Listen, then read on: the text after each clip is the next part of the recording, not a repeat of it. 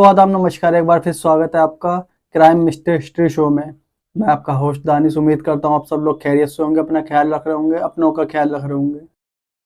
दोस्तों, आज की कहानी 4 ऐसे लड़कों की कहानी है जो सभी 10वीं फेल हैं, लेकिन उन्होंने जो काम करके दिखाया है, और जब इस काम का सच दुनिया के सामने आया तो हर इंसान दंग रह जाता है। दुनिया में शायद ही किसी बैंक को लूटने के लिए सुरंग बनी होगी, लेकिन बहुत सारी सुरंगों की कहानी आपने भी सुनी होंगी। लेकिन एक साथ एक सुरंग के 3 रास्ते बनाए जाए और उन 3 रास्तों में 3 पहेली जिसे सुलझाने में पुलिस को वक्त लगे।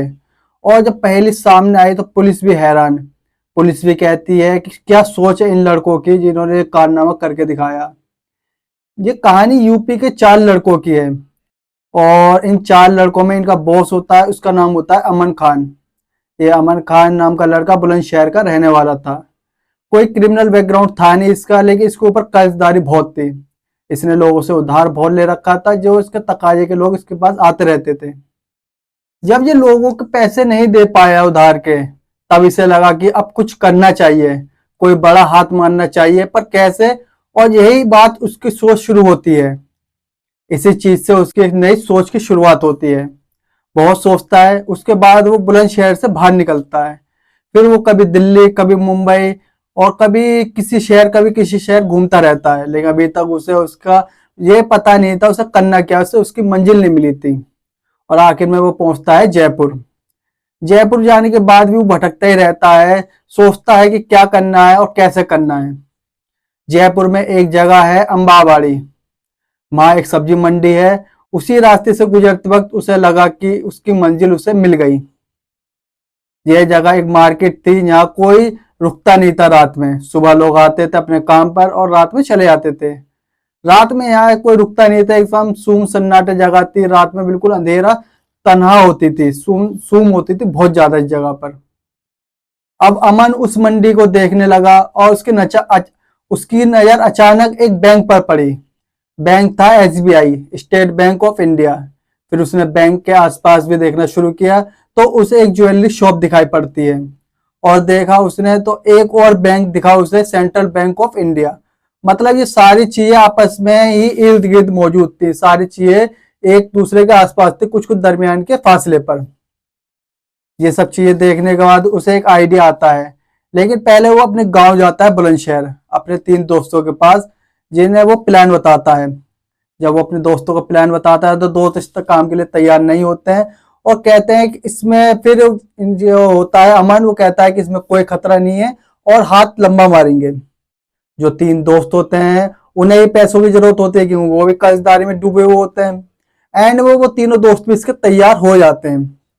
अब काम शुरू होता है। प्लान के तहत फर्जी दस्तावेज बनवाए इन लोगों ने और फिर जयपुर के लिए निकल जाते हैं ये लोग। दस्तावेज में जो आधार कार्ड, पैन कार्ड और पासपोर्ट वगैरह जो चीजें होती हैं, वो इन लोगों ने फर्जी बनवाना शुरू कर दी। फर्जी बन जाती है और जब से चीजें मिल जाती है उसके बाद ये सब चीज लेके जयपुर के लिए रवाना हो जाते हैं। जयपुर पहुंचने के बाद इन्होंने एक घर किराए पर लिया और फिर चारों उसी घर में रहने लगे। अब ये लोग उस बैंक की रैगिंग करना शुरू कर देते हैं, मतलब उस बैंक के आसपास शुरू कर देते हैं किस तरीके का बैंक है क्या नहीं है। पहला टारगेट इनका था एसबीआई बैंक। ये एक एक करके बैंक में जाते हैं और नजरें दौड़ाते हैं कि कहाँ कहाँ लॉकर रूम है, कहाँ स्ट्रॉन्ग रूम है और कहाँ का बैंक का क्या क्या मेंटेनेंस है। बैंक में आने जाने के बाद इन लोगों को पता लगता है कि यहाँ की लॉकर फैसिलिटी भी अच्छी है, मतलब इस बैंक में लॉकर की फैसिलिटी है वो मौजूद है। तो उनमें से एक और जानकारी के लिए अकाउंट खुलवाने के बहाने पूरे पूरे दिन बैंक में ही गुजार देता था। अगर कोई लॉकर में गया है तो उससे बातें करने लगता था और कहता था कि मुझे भी यहाँ लॉकर खुलवाना है और क्या यहाँ का लॉकर सेफ है। तो वो शख्स कहता था कि बिल्कुल सेफ है और बड़े बड़े लोग भी यहाँ पर लॉकर में अपना सामान रखते हैं।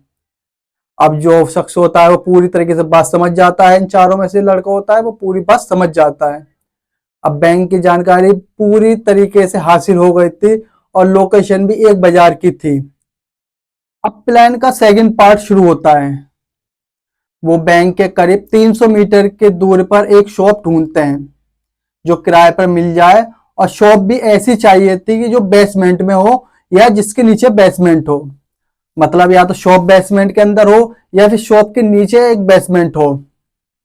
उसे ऐसी शॉप मिल भी जाती है, वो शॉप के ओनर के पास जाता है और बताता है कि हम खाद का व्यापार करना चाहते हैं। खाद वो जो खेतों में डाली जाती है उस चीज का हम व्यापार करना चाहते हैं और हम यहाँ पर खाद की दुकान खोलेंगे। 13,000 के किराए पर मालिक ये दुकान उन लोगों को दे भी देता है और इन लोगों ने जानबूझकर ही खाद का नाम लिया था, क्योंकि खाद में बोरियां आती हैं और बोरियां इनका आने वाला जो प्लान होता है उसका एक हिस्सा थी। इन्हें आने वाले अपने जो प्लान था, जिससे काम करना था इस पूरे उसमें इन्हें बोरियों की जरूरत थी, तो उन्होंने खाद का नाम इसलिए लिया कि इसमें बोरियां आएंगी और बोरियों की इन्हें खास जरूरत पड़ती आगे वाले काम में, तो इसलिए इन्होंने बोरियों का इस्तेमाल आने वाले उसके लिए फ्यूचर के लिए संभाल के रखा था।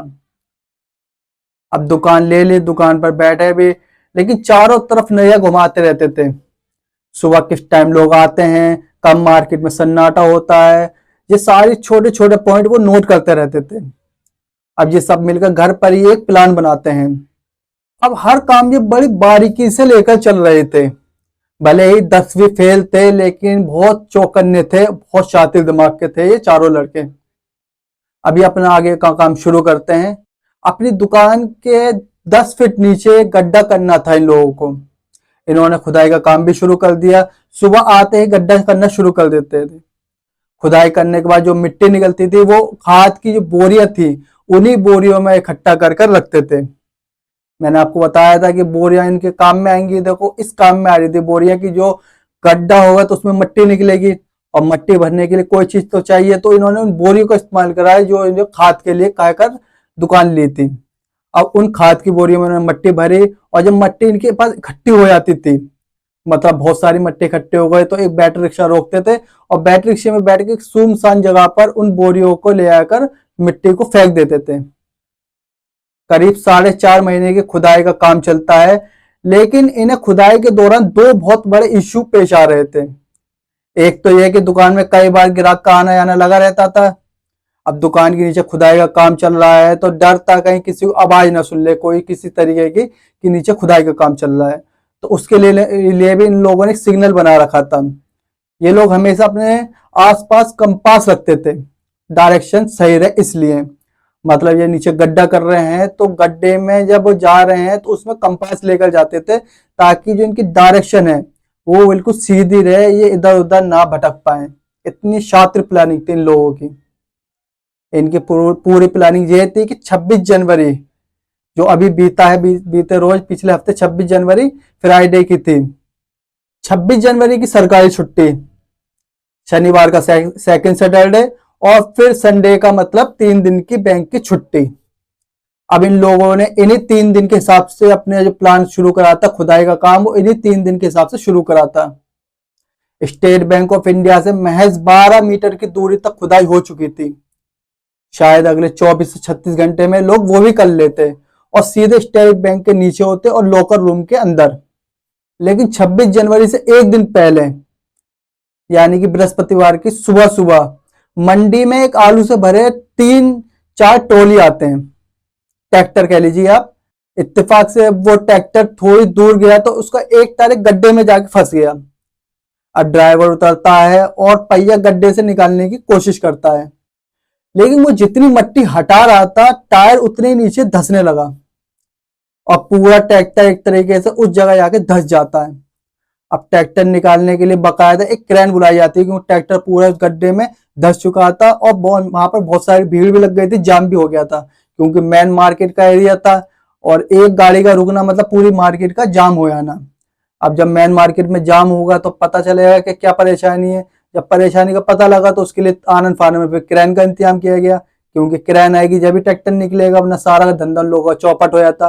तो आनंद फानन में वहां क्रेन को बुलाया जाता है। जब ट्रैक्टर बाहर निकलता है क्रेन के जरिए, तो लोगों ने अंदर गड्ढे में झांक कर देखने की कोशिश की, तो लोगों ने अंदर बहुत सारी मशीनें रखी देखी, खुदाई के लिए फावड़ा। तो लोगों को लगा ये क्या है। लोगों ने सोचा कहीं ये अंग्रेजों की जमाने की कोई सुरंग तो नहीं, या फिर कोई खजाने का मामला तो नहीं है। अब तक पुलिस भी वहां आ चुकी थी, पुलिस वाले भी हैरान थे सब चीजें देखकर। पुलिस वालों में से एक शख्स नीचे उतर कर जाता है उस गड्ढे के नीचे देखने के लिए। जब वो नीचे उतरता है तो देखता है कि यहाँ तो नजारा बिल्कुल ही अलग है। यहाँ सुरंग बनाने के औजार। पुलिस ने जब बात सुनी तो उनका दिमाग घूम गया। जब नीचे से उन्हें खबर मिलती है कि यहाँ तो सुरंग बनाने के औजार मौजूद है, और पुलिस का ऊपर दिमाग सनका। अब पुलिस वालों ने सुरंग में आगे बढ़ना शुरू किया। अब पुलिस सुरंग के साथ आगे बढ़ती रहती है, आगे बढ़ते बढ़ते बढ़ते बढ़ते आखिरकार वो एक दुकान पर पहुंचते हैं और ये वही दुकान थी, खाद की दुकान। अब ये तो साफ हो गया था कि सारी प्लानिंग इसी दुकान से चल रही है। जब पुलिस वाले दुकान पर पहुंचे तो इत्तेफाक से दुकान पर कोई भी मौजूद नहीं था। जब पुलिस ने छानबीन की तो उन्हें अमन जो लीडर था उसके बारे में पता चला। पुलिस ने चारों तरफ इन्फॉर्म कर दिया उसके बारे में, उसका हुलिया वगैरह सब कुछ पुलिस ने बता दिया था। करीब 2 किलोमीटर की दूरी पर उसी वक्त अमन को दबोच लिया गया। जब पुलिस ने सुरंग का मुआयना किया तो देखा कि सुरंग महज 12 मीटर दूर थी स्टेट बैंक ऑफ इंडिया से।